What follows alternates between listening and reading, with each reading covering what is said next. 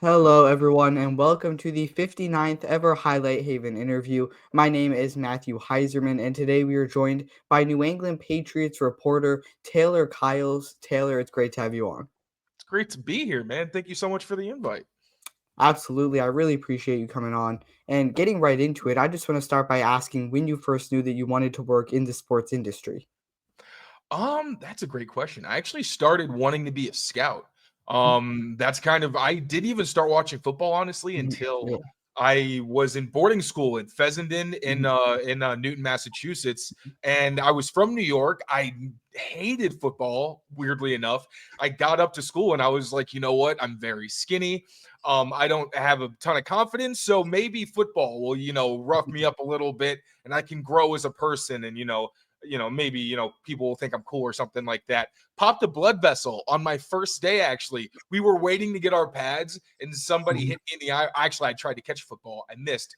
Popped the blood vessel. I couldn't even play. So great start, but I realized very quickly I was not a great player. But like being in the area and watching the Patriots, I just mhm, wanted to know how they operated. I thought it was just fascinating how they were able to have so much success. So became obsessed, started a Twitter so I could just kind of follow other people like Evan Lazar, Jeff Howe, Mike Reese, obviously, like so many guys that I yeah. work with now, who I actually kind of learned from and really had an idea of what it meant to cover the team well and be respectful and all those things. So really just loved the game, went to Syracuse, was part of their scouting program.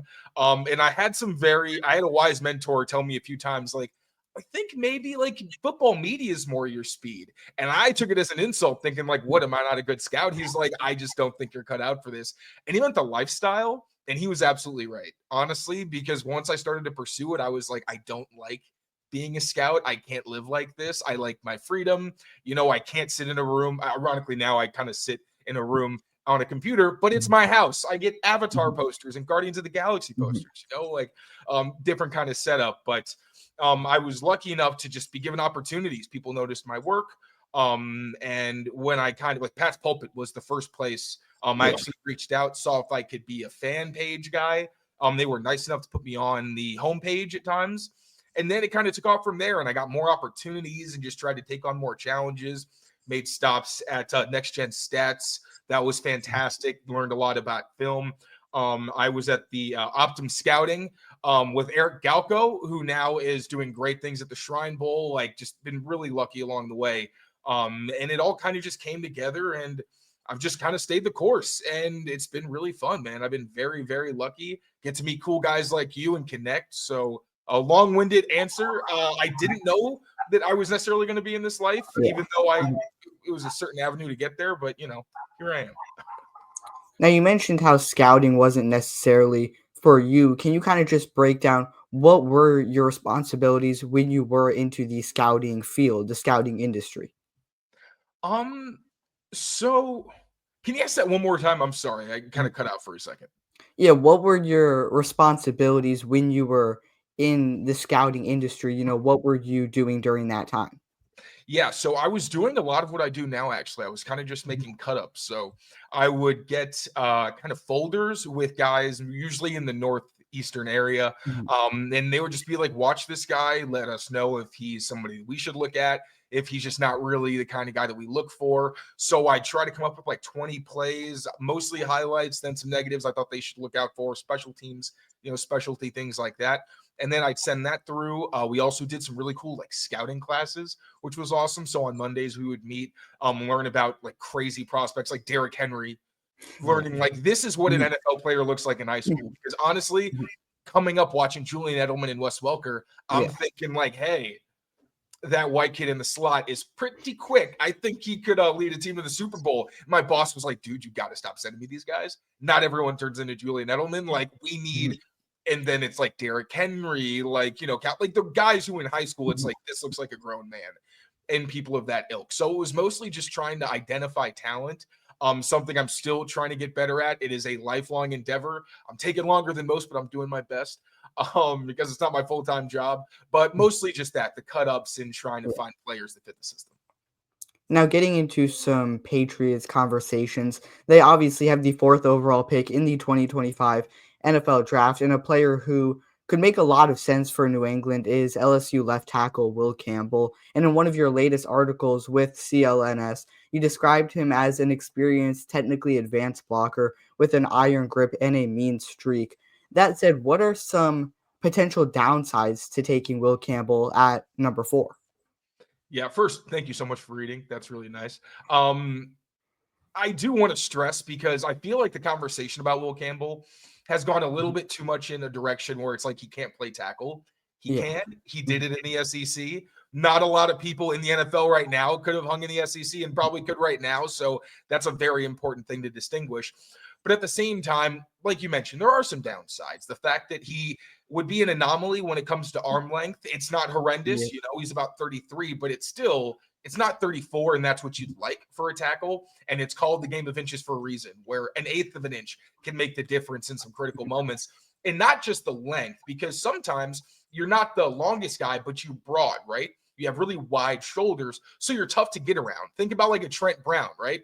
Just a massive human being. He had a long grip, but he also knew, okay, you can try to beat me to the edges, but I'm athletic and I'm huge. Mhm. So I'm probably going to know what you're doing and I can counter. Mhm. And he played very patiently and maximized his tools. I think Will Campbell maximizes his length. He's very patient. I think he knows when to strike, where to strike, and he generally does a Yeah. very good job. But at Mhm. the same time, when technique is matched by the opponent, when it's the Miles Garrett's, when it's the Aiden Hutchinsons, who have all the physical gifts and they're very experienced and they're usually a step ahead of you don't really have any advantages there. Mhm. So, one, he's not as broad as you'd like. He's pretty narrow in terms of his wingspan, and he's not long, which is why people think he'd be better at guard. It would mask a lot of those deficiencies because you're in a phone booth. But at the same time, the things he brings, like the meanness, the leadership, I think just the experience, the fact that he still can improve. I think technically, if he becomes more of a one handed punch guy, that's how he can really maximize his length. Yeah. Because at that point, one arm is longer than two. Now he's more of a two-hand puncher, and sometimes that can lead to some quick losses, like you saw at college. Didn't see those from Armand Membu in the same division, or I'm sorry, in the same conference. That's why I kind of prefer him in terms of upside. But Will Campbell's a fantastic prospect. If he is the pick at number 4, or maybe after a trade down, fingers crossed, you're not going to see me complaining. Yeah, now obviously Campbell would be ideal if both Travis Hunter and Abdul Carter are off the board. However, let's say the Browns take Shador Sanders at 2. In this situation, would you like to see New England target either Hunter or Carter with that pick instead? I love Travis Hunter. He Mhm. is the best player in this draft, and I don't think it's particularly close. We throw around generational prospect a lot. I shouldn't say we. I don't. I really try very hard not to, Mhm. because think about it. You know, it's literally it has to be a player that you will never see again. And Yeah. the last player that came along like this was Deion Sanders, who is arguably the greatest cornerback we've ever seen. And he wasn't in my lifetime. So, you know what? I think it's fair to say that Travis Hunter is. He's got the Heisman. He learned from one of the greatest athletes the sport and sports has ever seen. And, he takes care of himself. He's very smart, spectacular athlete. And really, he's bust proof because you can't put him anywhere that he's going to fail. Mhm. He's Yeah. such a freak athlete and so instinctual, and he has such great ball skills that he's not going to fail. Kind of like Christian Gonzalez, where it's like you can try to ruin him, but he may not reach the heights he should, but he's always going to be a good player. So I love Travis Hunter, especially. You got to need at wide receiver. Down the road, cornerback's going to be a need, even if you keep Gonzalez, and I think they could be a generational combo together. But Abdul Carter, I don't like him as much as I should. And I understand I'm an outlier. He is a fantastic talent. Patriots should take him if he's available. I would just rather personally get some type of really ideal trade package. You get a Mhm. future first, maybe another pick in the top 50, something along those lines, just because I think their defensive line could use more of a situational pass rusher. But at the same time, it's a blue chip talent. Like, I'm Yeah. not going to get mad if they get that kind of guy. So I would really prioritize a trade package for anybody other than Travis Hunter. But Abdul Carter is such a talented player. He raises the ceiling of that defense immensely when you add him to Milton Williams, Keon White, hopefully Christian Barmore. So you have to at least consider keeping those guys or getting those guys if they're on the board. Yeah, and right after that, I was actually going to ask about some of the biggest gaps or positional needs for this team. However, you kind of mentioned two of them, obviously wide receiver and then cornerback going forward. Looking past round 1 in the draft, are there any other positions or specific players that you would like to see New England target to kind of fill those gaps before the start of the season? It's got to be left tackle because they don't have a starter. I like Vidarian Lowe. You said the 59th episode. First person I thought of was good old Vidarian Lowe. And I think he's a really quality spot starter at left tackle, but I don't think he's somebody that you necessarily want to be the guy who's starting for you every week. Yeah. Patriots could see value in a Will Campbell or an Armand Membu, or they could decide to wait till the second round. I really like Ariante Ursary. Ozzie Trapillo feels like a lock to be on the Patriots, honestly, if there's some kind of run on tackles and they're a little late on it. So that's got to be addressed. Wide receiver, I think they need verticality, and I would love for them to get an X. So that X spot, Trey Harris feels like the best candidate there. Obviously, Ted McMillan's fantastic, but I just don't think that he's the kind of player they should take that early. But again, if they do, I won't complain. It's a really weird top of the class where in other years you could take a guy in the top 5 and it's like, oh, he might make the Pro Bowl his first year. That's not really on the board once you get past Carter and Hunter. So you got to look at, who's going to make my program better. And I'll throw out some names that I think on top of Will Campbell, the defensive version of that is Jalen Walker. I really think he ends up being, if he's drafted by the Patriots, their defensive Drake May. Because not only did he win the Butkus Award, so he was the best linebacker in college football his first year off the ball. He was a primary special situational pass rusher in his other years at Georgia. Did a bit of both, kind of like in a Hightower sort of role. But he also was beloved in the Georgia program. He was a team captain as a 20-year-old junior. And there's a whole video on Georgia's Twitter page. They really love him. So he's someone I really think they could target with the 4th pick, maybe again after a trade back. But as kind of another chess piece on their defensive front, Terrell Williams, he's a really creative, experienced defensive mind. Exciting to see what he can do with the talent like that. So Jalen Walker, Jalen Noel, I really like him as a receiver who could add some of that deep ability. And Trey Harris, that X receiver spot, I like the size, the physicality he brings. And he has some build-up speed, so I think he could be good after the catch and downfield. And speaking of the wide receiver core, during free agency, the Patriots picked up Stephon Diggs on a 3-year deal worth $69 million. What's your thoughts on that contract, especially considering that Diggs is coming off a season ending injury and is going to be turning 32 years old in November? After this, I want to get into Harold Landry, but you just put them into comparison. You give Harold Landry just over $43 million and then give Diggs just under $70 million. When you compare their production, is that contract necessarily worth it? I really have been indifferent to the contracts because one, not only do they have more money than they can spend right now, next year they're going to carry over a lot of that money and the cap is going to get even higher. Mhm. So what they're doing is just the next 2 years are when they're shelling out all this cash because they want to be a draft and develop team. Ideally, next year, maybe if some really premium talent hit the market, they can throw wads of cash at them as well. But I think this year the priority was let's get guys in the building that we know who can help set the standard and where other players, kind of like what they did last year, but now it's someone with experience who has connections and a history in the league. You say, you know what, Harold Landry, he set the standard. We were in Tennessee, right? He was the first draft pick I ever made, and I want him as part of this organization as my first out-of-house signing because, when it comes to taking care of his body, I mean, the guy's my age, and it really made me feel bad about myself seeing him at the press conference earlier this week. That was pretty rough for my self-esteem. But you can tell he's a guy that really cares about his craft, went through an injury, and according to NetGen stats, he actually has a quicker get-off than he did when he tore his ACL. Every year it's gotten faster. I don't know why that is. I think a lot of the time just training, you end up just making that muscle even more Yeah. efficient than it was before and more powerful. So, of course, there's something to that. But he's the kind of guy that you want the defensive players to look at and say, wow, I want to be like him because maybe, around the league, I'm not notorious for my production necessarily, even though Harold Landry is a very productive guy. But I'm a good guy. I did everything the right way. And at some point down the line, on this team, they're going to reward me the same way.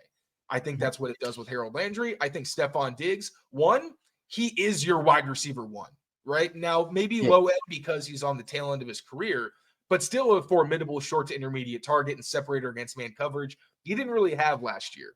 And if he makes it to next season, 2 years off the ACL, maybe he's able to even extend that career and gain more chemistry with Drake May. So one, he is another guy Mhm. who does everything the right way, and someone that they were in the division with, they know what a problem he is. So again, I don't really think the money is a huge deal at this stage. I think the bigger priority is getting talented players and decent guys in the building to reset the culture, and that's what I think they've done so far. And you kind of touched on Landry a little bit right there, but I do really like that signing for them.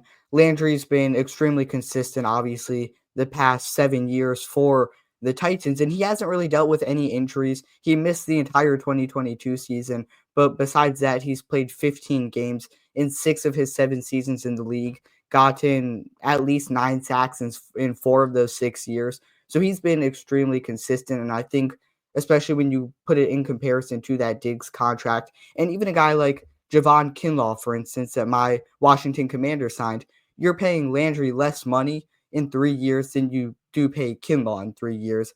And in terms of which one has proven more, it's obviously Landry. So a nice little steal there for the Titans. And just over a week ago, Joe Milton and a seventh round pick were traded to the Cowboys in exchange for a fifth round pick.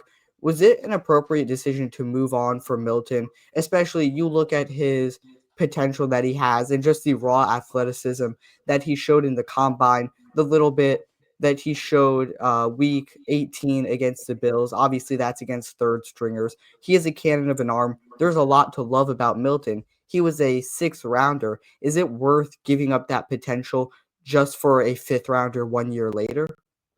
I think if you're in a situation where you have a veteran quarterback who's established, then yeah, Mhm. you want to start keeping those kinds of guys around so you can develop them as much as Mhm. possible until you can get whatever you think their ceiling is in terms of draft Yeah. capital. This is a situation where you have Drake May, who's in his second Mhm. season. Last year, we had storylines talking about how Joe Milton was pushing Drake May, even though Joe Milton wasn't getting the quality of reps for that to actually be a legitimate Yeah. conversation. So Mhm. I think this regime wanted to avoid that. They want to say, Drake, we're giving you the keys to the castle. You have done everything right. We have no reason to bring in any competition to push you. We have confidence in you. We just need to support you and make sure you're the best you can be. Mhm. Yeah. Part of that is surrounding him with guys with experience in the league who can help him in terms of just how to get by day to day, how to prepare, and that came in the form of Josh Dobbs, somebody that this staff Mhm. has worked with. Ashton Grant has experience with him. I know that he was with Mike Vrabel and their coaching staff in Tennessee, so he's been around the block. They know this guy, and they really like how he prepares and the kind of guy he is. They signed him saying, "You are going to be the backup." So if the team doesn't want Joe Milton doesn't want to be on a team where he has no shot of being the starter Yeah. and somewhere where I know in Dallas he's probably not going to be a starter, Yeah. but he grew up a Cowboys fan. His whole Mhm. family is Cowboys fans. You can, make us think about it all you want, but the player and the team wanted essentially the same thing. They met in the middle, and Mike Vrabel, which is consistent with what we've seen from him so far, said, you know what, we're going to do right by the player. We're not going to try to squeeze this out of everything it's worth and get a fourth round pick. We're happy with a fifth, even if it costs us a seventh rounder. That's fine. It's more capital to move around if we need it, or just another, player that we could potentially take. So, I think the projections of getting some people were saying a day two pick that was never going to happen. But a fourth round pick, yeah, that was a pretty fun idea, and maybe it could have happened. But I just think that if you're in the building and you like your quarterback, I don't think you're really, desperate to get the absolute most capital. If Joe Milton did everything that he was supposed to do and just wanted to be in a different situation, and in my interactions, Joe Milton was fantastic. Mhm. I get on the outside, people aren't usually very sensitive to those things. And I understand that, but he's a good guy. He handled last year's pretty terrible situation like a pro. I'm happy for him. Let's see what they do with the pick. Maybe it won't even Mhm. matter. We won't even be talking about it. And I mean, considering Trey Lance obviously is with the Chargers now and how injury prone Dak has been in recent years, I wouldn't be surprised if Milton does end up potentially getting up to half of the year as a starter, depending on what happens with Prescott.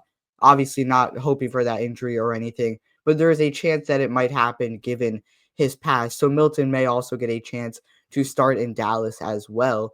And, Drake May obviously was sacked a lot last year. The offensive line just really struggled. They made a lot of changes to that offensive line this offseason, including the additions of both Morgan Moses and Garrett Bradbury. How will this new look offensive line impact New England next season?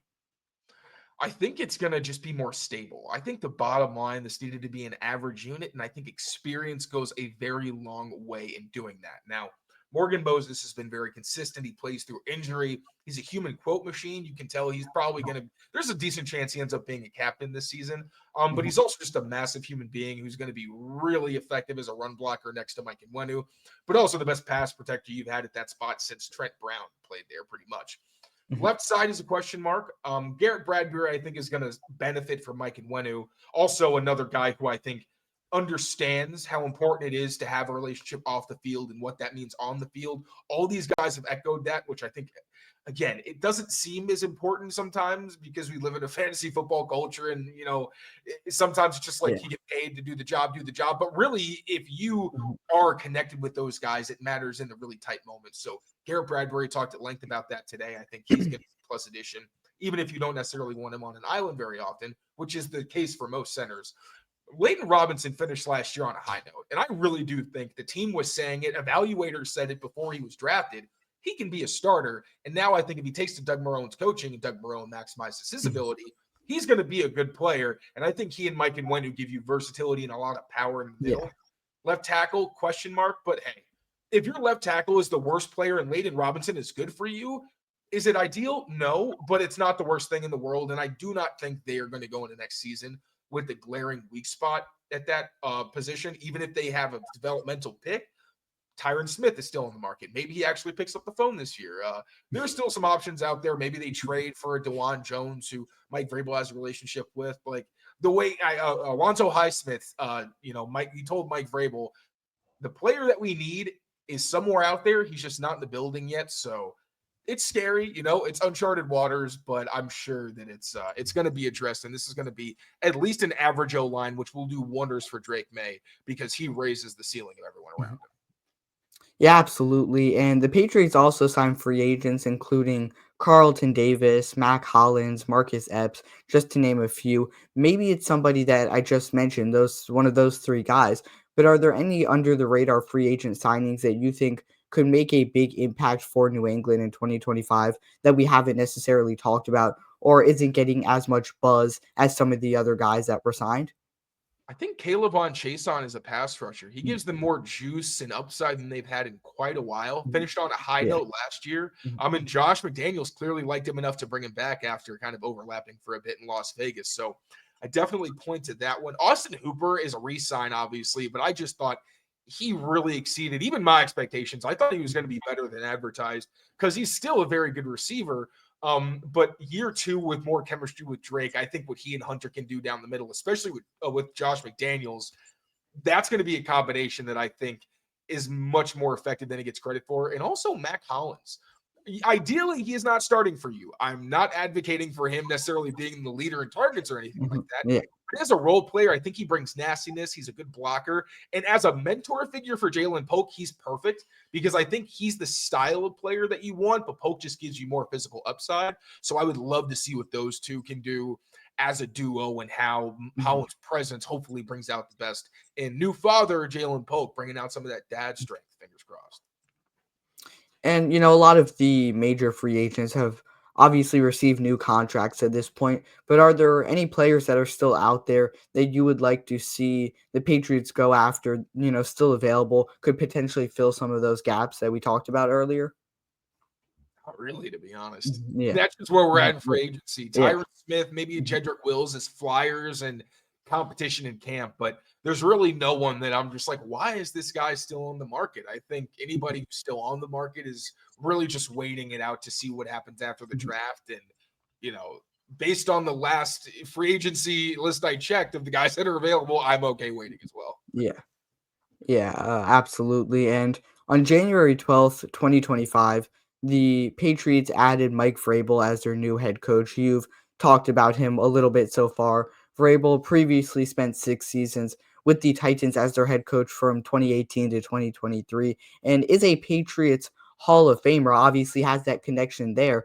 What can we expect to see this upcoming season with Vrabel at the helm? What changes, are due to happen? think credibility, like he brought credibility the second Mhm. he took the keys to the kingdom, Yeah. but also I think toughness, discipline, situational awareness. I think being prepared. That's one thing that Mhm. Harold Landry stressed when we spoke to him was that I never went into a game feeling like I couldn't win with Mike Vrabel.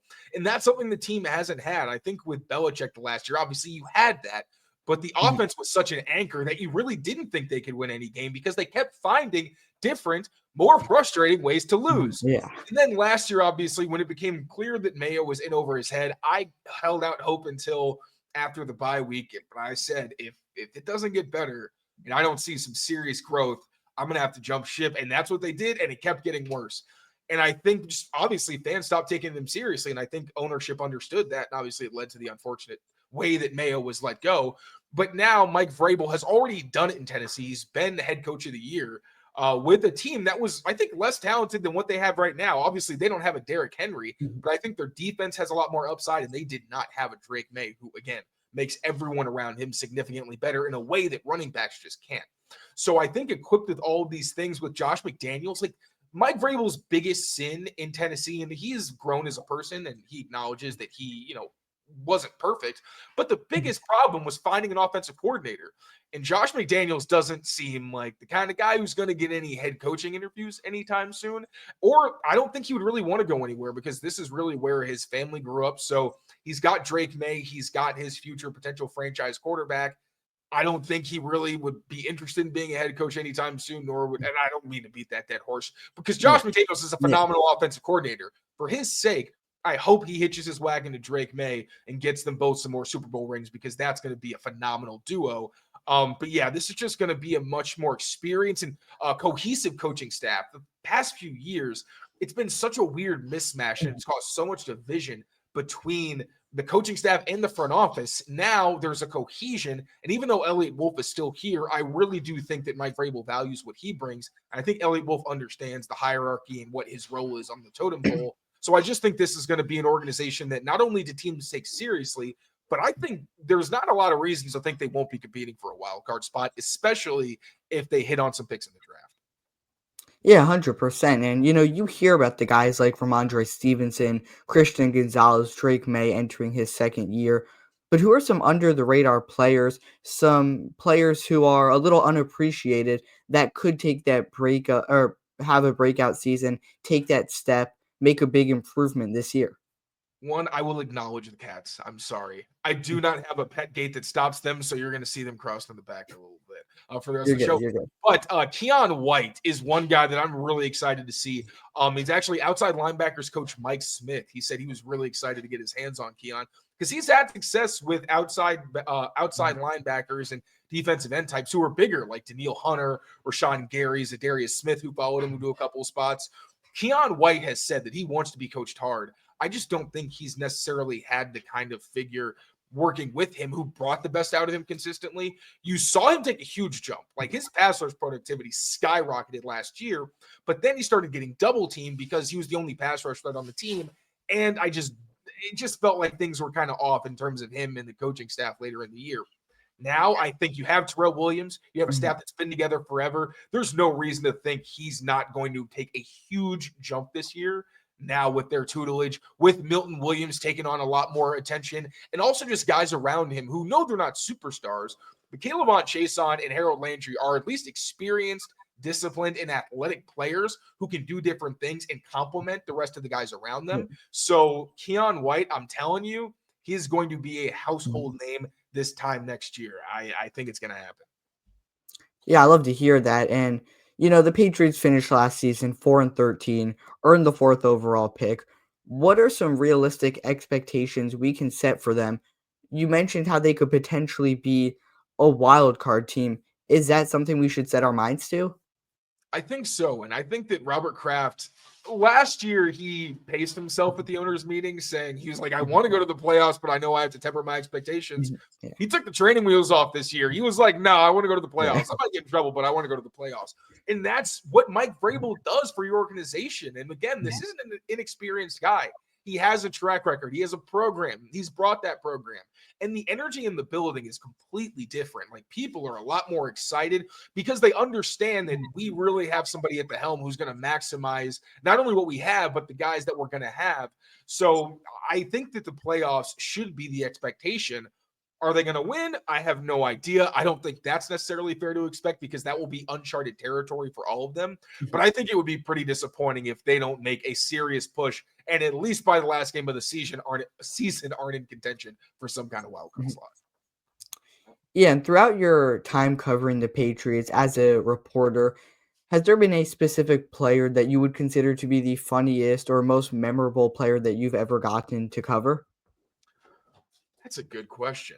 Um, I'll say that Cole Strange. I just had one of the more funny interactions. We were asking him, myself and Patriots.com's Evan Lazar.